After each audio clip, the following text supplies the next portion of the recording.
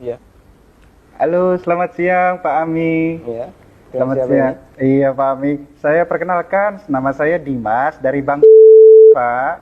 Ada apa Mas? Boleh minta waktunya 2 menit sebentar aja Pak. Saya ada kabar gembira buat Pak Ami. 2 menit ya? Iya, monggo. Begini Pak, ceritanya saya ingin menawarkan ada produk kami yang terbaru, Red Card Platinum kami untuk Bapak. Kebetulan Bapak yang terpilih jadi calon nasabah kami. Cashback, melakukan pencairan dana tunai 30 juta 2 hari Pak pencairannya. Gimana Pak? Bapak tertarik? Apalagi ini belum ada bebasan annual fee tahunannya Baik, Pak. baik. Sebelumnya saya boleh tanya dulu ya? Boleh Pak? Nggak masalah ya? Baik. Mas Dimas Muslim? Saya, iya Pak, betul Pak. Muslim ya, alhamdulillah ya. Kita sama-sama Muslim. Iya Pak. Mas Dimas pernah dengar nggak tentang riba? Iya, pernah dengar. Pernah dengar ya? Iya, Pernah kebayang bahaya riba nggak? bahaya riba, iya tahu Pak. Mungkin pernah dengar hadisnya atau ayat Qur'annya? Pak, Pernah. tapi Pak, Abi bagaimana? Masih tertarik Pak dengan kartu kredit platinum kami Pak? Nanti kita lanjutkan. Saya boleh cerita dulu? Ya, boleh, boleh. Ya? Jadi gini Mas Dimas. Coba Mas Dimas bayangkan kalau ada orang yang berzina sama ibunya. Kira-kira respon masyarakat gimana? Semua orang sepakat jelek ya. Gimana? Maksudnya gimana Pak? Kalau misalnya ada orang yang berzina sama ibunya, semua orang akan menganggap dia melakukan perbuatan yang maksiat. Ya bejat itu Pak. Oh, bejat sekali ya. Bejat Pak. Baik, kita sama-sama sepakat untuk itu. Iya. Begini, Nabi SAW menyebut bahwasanya riba itu ada 73 pintu. Pintu yang paling ringan, kata Nabi SAW, dosa riba itu seperti berzina sama ibunya. Mas. Itu nilai dosa riba yang paling ringan. Coba kalau Anda tadi tawarkan 30 juta, itu berapa nilai ribanya? Ya, tapi kan... Saya lanjutkan boleh? Iya. Ya, kita lanjutkan dulu ya. Iya. Saya sebutkan, ini ada beberapa fase kehidupan manusia. Orang yang makan riba semuanya mendapatkan azab dari Allah. Pertama, ketika di dunia, orang yang makan riba itu ditantang perang oleh Allah. Coba Mas bayangkan. Kata Allah Subhanahu wa taala, ya ayyuhalladzina amanu taqullaha wa dharu ma baqiya minar riba.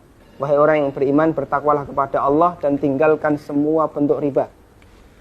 Fa in lam taf'alu fa'dzanu biharbi minallahi wa rasulih. Kalau kamu masih ngeyel, nggak mau meninggalkan riba, umumkan perang dengan Allah dan Rasulnya. Coba, kalau kita ditantang perang oleh Allah dan Rasulnya, kira-kira ada nggak peluang untuk menang? Nggak ada ya? Ampun Pak. Ini yang pertama. Yang kedua, orang yang mati dalam kondisi membawa dosa riba, makan riba, nanti dia akan dihukum di kuburan dalam bentuk berenang di sungai darah. Masya Allah, berenang di sungai darah. Kata Nabi SAW, beliau pernah menceritakan mimpinya, dan mimpi beliau itu wahyu. Nabi SAW pernah melihat ada orang yang berenang di sungai darah, kemudian di tepi sungai ada orang yang membawa batu. Setiap orang ini berenang menepi, dilempari batu ke mulutnya, kemudian balik ke tengah. Ini yang kedua. Di alam kubur, dia mendapatkan azab berupa berenang di sungai darah. Yang ketiga. Masih ada yang ketiga Pak? Ya, siap mendengar, masih sanggup mendengarkan? Iya Pak. Iya, tapi saya lanjutkan ya.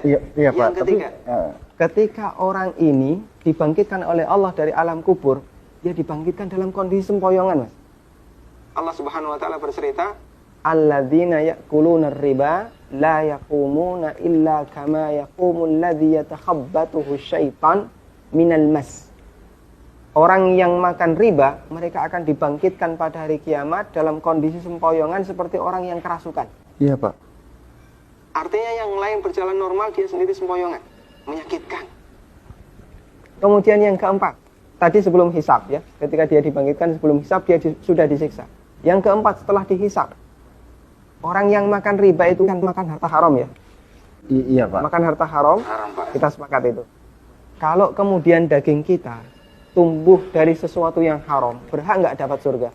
Enggak Pak. Layak nggak dapat surga? Enggak Pak. Sementara tempat di akhirat cuma ada 2 pilihan. Kalau nggak surga, Neraka Pak. maka kata Nabi SAW, kullu lahmin nabata bin suhtin, setiap daging yang tumbuh dari sesuatu yang haram, kata beliau, annar aulabi. Iya Pak. Neraka lebih layak baginya. Coba Mas Dimas bisa perhatikan, dalam 4 fase kehidupan orang yang makan riba itu semuanya sengsara. Ketika masih hidup di dunia, dia ditantang perang oleh Allah.